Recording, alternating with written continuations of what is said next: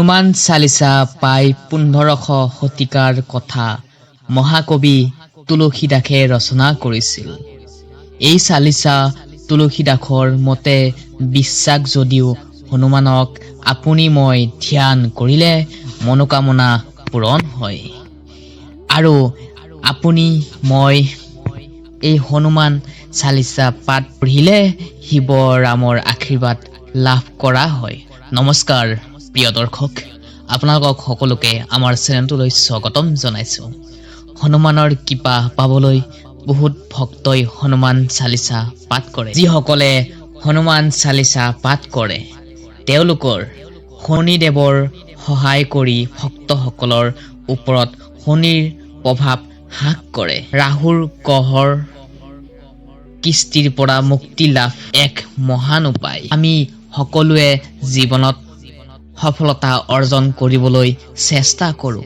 জীৱনত সফলতা পাবলৈ, দুখ কষ্টবোৰ আঁতৰি যাবলৈ, ধন লাভৰ বাবে সকলোবোৰ সমস্যাৰ পৰা মুক্ত হৈ মহাবলী হনুমানৰ পূজা অৰ্চনা কৰা হয়।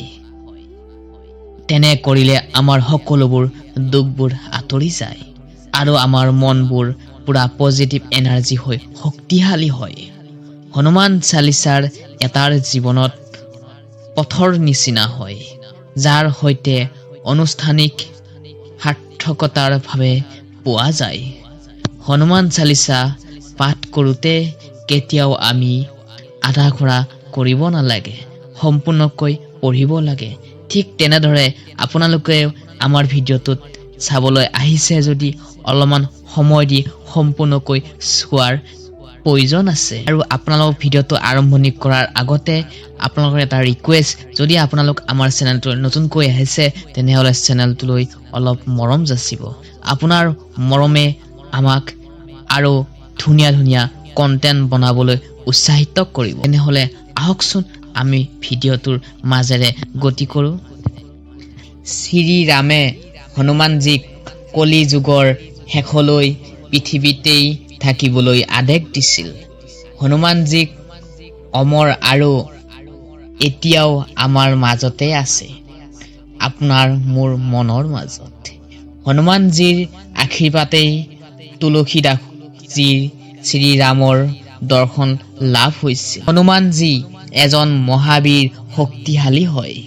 হনুমান চালিসাৰ পাঠ কৰিলে এজন ব্যক্তিৰ ৰোগ আৰু দুখবোৰ আঁতৰি যায় আৰু জীৱনলৈ সুখ শান্তি আহে, মনবোৰ পজিটিভ হয়, শক্তিশালী হয়।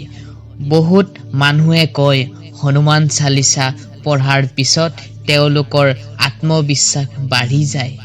ছাত্ৰ-ছাত্ৰীসকলেও যিসকলৰ বাবে হনুমান চালিসা পঢ়িলে স্মৃতিশক্তি আৰু একাগ্ৰতা বাঢ়ে, সেইকাৰণে হনুমান চালিসা মঙলবাৰে পাঠ কৰিব। এজন ব্যক্তিৰ কাৰণে দৈনিক টেনচন থাকে আৰু ডিপ্ৰেছনৰ পৰা মুক্তি লাভ কৰিবৰ বাবে একদম হনুমান চালিসাৰ পাঠৰ উপকাৰিতা হয়।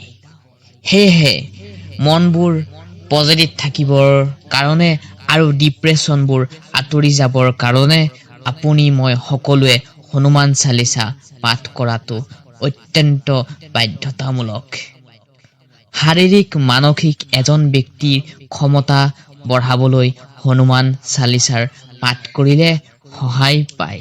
তেওঁৰ জীৱনলৈ সুখ শান্তিবোৰ আহি যায়, দুখ কষ্টবোৰ আঁতৰি যোৱাত সহায় পায়। জীৱনত আমি সকলোৱে সাফল্যতা অৰ্জন কৰিব বিচাৰো।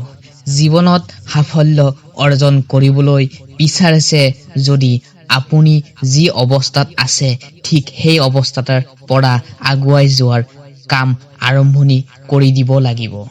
প্ৰথমটো এখোজৰ বাবে নিজৰ ভৰি দাঙিবই লাগিব, লাগিলে সেয়া খোজ যিমানেই কঠোৰ নহওক কিয়। এটা সবল স্মৃতি গঢ়ি তোলাৰ চেষ্টা কৰক। দুৰ্বল স্মৃতিৰে আপুনি জীৱনৰ বাটেৰে বেছি দূৰ আগুৱাব নোৱাৰিব। সেয়েহে পদে পদে উজুতি খাব লাগিব। সেয়েহে নিজৰ ওপৰত বিশ্বাস ৰাখি আৰু শক্তিশালী কৰি মঙ্গলবাৰে হনুমান চালিচা পাঠ কৰক। সকলোবোৰ দুখ কষ্ট আপোনাৰ মোৰ আঁতৰি যাব। শাৰীৰিক মানসিক এজন ব্যক্তিৰ ক্ষমতা বাঢ়িবলৈ হনুমান চালিচা পাঠ কৰিলে সহায় কৰে। হনুমান চালিচাৰ কোৱা হৈছে যে যিজনে নিয়মিত হনুমানজীক মনত ৰাখে তেওঁৰ মৰাৰ পিছতো মুক্তি তথা পৰম ধামৰ পথ সহজ হয়, কিয়নো হনুমানজীয়ে মৰণক লৈ জীৱনৰ মৰণক এই চক্ৰৰ পৰা মুক্তি দিয়ে। সেয়েহে হনুমান চালিচা পাঠ কৰক আৰু লগতে কমেণ্ট এটা কৰি দিয়ক জয় হনুমানজী। তেনেহ'লে বন্ধু বান্ধৱীসকল, ভিডিঅ'টো যদি ভাল লাগিছে, আশা কৰোঁ আপোনালোক ভিডিঅ'টোক অলপ কিবা দেখাই দিব পাৰিছোঁ। আৰু যদি ভিডিঅ'টো ভাল লাগিছে তেনেহ'লে আপোনাৰ বন্ধু বান্ধৱীলৈ প্ৰেৰণ কৰিবলৈ নাপাহৰিব। তেনেহ'লে আকৌ নেক্সট ভিডিঅ'ত আপোনালোকক সকলোকে লগ পাম। ধন্যবাদ।